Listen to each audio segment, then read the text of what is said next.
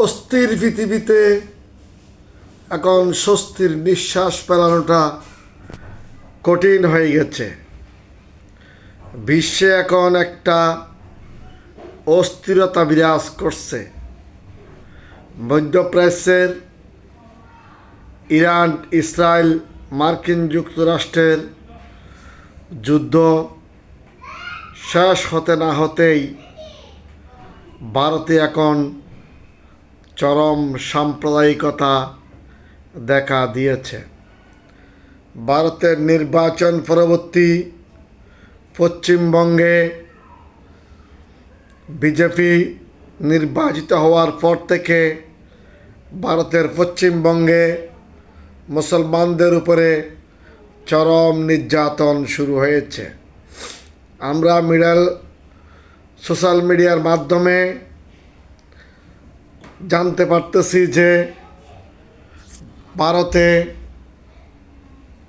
শুভেন্দু মুখার্জি নেতৃত্বে এবং বিজেপির তার সমর্থকরা মুসলমানদের উপরে, মুসলমানদের ঘরবাড়ি সম্পত্তির উপরে চরমভাবে আঘাত হেনেছে।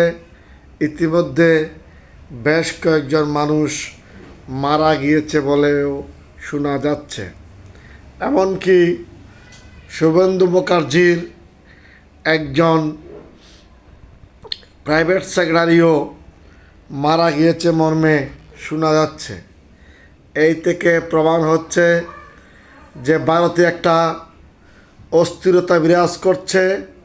নির্বাচন পরবর্তী সহিংসতা, ধর্মীয় সাম্প্রদায়িক দাঙ্গা লেগে গিয়েছে এবং এখানে সবসময়ে যে শুভেন্দু তার মুখে সবসময়ে হিন্দু মুসলমান এই জাতীয় কথা বলতে বলতে ভারতটাকে একটা চরম সাম্প্রদায়িক রাষ্ট্রে পরিণত করেছে।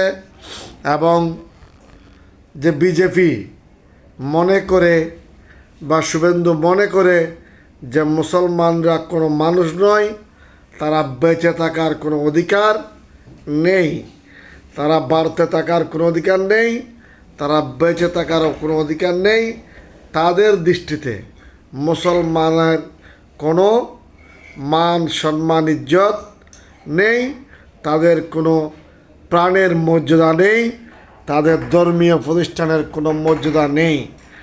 অর্থাৎ শুভেন্দু মুখার্জি এবং বিজেপির কথায় মুসলমানরা হলো সর্বাপেক্ষা নিকৃষ্ট একটা জাতি এবং মুসলমানগণ প্রাণী হিসেবে বেঁচে থাকার কোনো অধিকার ভারতের নেই। সেই কারণে আজকে সারা বিশ্বব্যাপী এইটা নিয়ে তোলপাড় সৃষ্টি হয়েছে। মানুষের মধ্যে একটা শঙ্কা দেখা দিয়েছে, আশঙ্কা দেখা দিয়েছে। মানুষ এখন চিন্তিত যে আসলে ভারতে কি হতে যাচ্ছে। অনেকে বলতেছেন প্রপাগান্ডা। আসলে প্রপাগান্ডা কিছুটা যে নেই তা নয়। এখানে 100-এর মধ্যে 50 যদি সঠিক ধরে নেওয়া হয় তাহলেও বোঝা যাবে যে ভারত এখন চরম সাম্প্রদায়িকতা এই একটি দেশে পরিণত হয়েছে এবং সে দেশে সাম্প্রদায়িক দাঙ্গায় যে মানুষ মারা যাচ্ছে সেটা বোঝা যাচ্ছে। সাম্প্রদায়িক দাঙ্গার কারণে ভারতে মুসলমান হিন্দু দুই গ্রুপের মধ্যেই মারামারি হানাহানি হচ্ছে। শুভেন্দু মুখার্জি এখন ভারতের পশ্চিমবঙ্গের বলতে গেলে আগামী দিনের মুখ্যমন্ত্রী। তার দায়িত্ব হলো পশ্চিমবঙ্গের মানুষের শান্তি শৃঙ্খলা রক্ষা করা।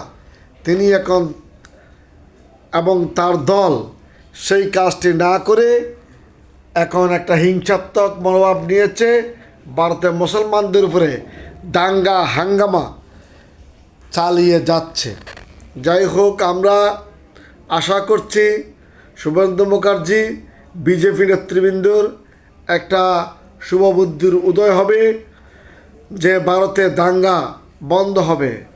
আর মুসলিম ভাইদের প্রতিও আমাদের অনুরোধ রইল যে আপনারা ধৈর্য ধারণ করবেন, ধৈর্য ধারণ করে আপনারা বসবাস করবেন।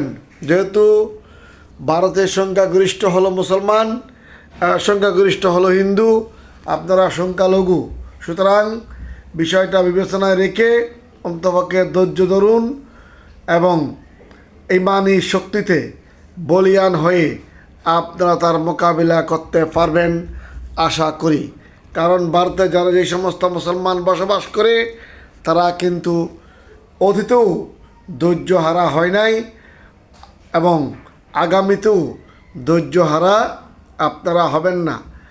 ভারত কিন্তু আরও অনেক দূর এগিয়ে যেতে পারত অর্থনীতিতে, শুধুমাত্র সাম্প্রদায়িক দাঙ্গার কারণে এবং সবসময় তাদের মনোভাবের মধ্যে মুসলিম বিদ্বেষী একটা মনোভাব থাকায় সবসময় হিন্দু মুসলমান করতে করতে তারা আজকে একটি বিশাল রাষ্ট্র, বিশাল জনগোষ্ঠীর দেশ হয়েও বিশ্বে কত যে পিছিয়ে আছে তা ভারতের অর্থনীতিবিদ এবং ভারতের প্রকৃত রাজনীতিবিদরা মাঝে মধ্যে বলে থাকে। যাই হোক, ধন্যবাদ সকলকে। আমরা মুসলমানরা শোকাহত যে যেখানে আমাদের ইরানেও হামলা হয়েছে, মধ্যপ্রাচ্যের রাষ্ট্রগুলিতে অনেক মুসলমান মারা যাচ্ছে এবং ভারতেও হামলা হয়েছে। ইতিমধ্যে বেশ কয়েকজন মৃত্যুর সংবাদও আমরা শুনেছি। একজনও যদি মারা যায় সেই মৃত্যুটা আমাদের কাম্য নয়, কারো কাম্য নয়। যেহেতু ভারতের গণমাধ্যম থেকে প্রকাশ হয়েছে ভারতে বিজেপির একজন মারা গেছে, সেখানে মুসলমানদের সংখ্যা আমরা শতাধিক শুনতে পাচ্ছি। যাই হোক, সেখানে যদি একজনও যদি হয় সেটাও কোনো কাম্য নয়। সকল পক্ষকে আমরা অনুরোধ জানাবো যে আপনারা যে মানবাধিকার লঙ্ঘন করবেন না। এদেশে বা ভারতে যে সকল মানুষ ধৈর্য ধারণ করুন, যে আগামীতে একটা সুন্দর ভবিষ্যৎ হোক। ভারত হোক, বাংলাদেশ হোক, যে দেশে হোক না কেন, মানুষের মান মর্যাদা আছে। প্রত্যেক মানুষের জান ও মালের নিরাপত্তা রক্ষা করা সে দেশের সরকারের দায়িত্ব, জনগণের দায়িত্ব, প্রশাসনের দায়িত্ব। সেই হিসেবে আপনারা কাজ করবেন। সকলকে ধন্যবাদ।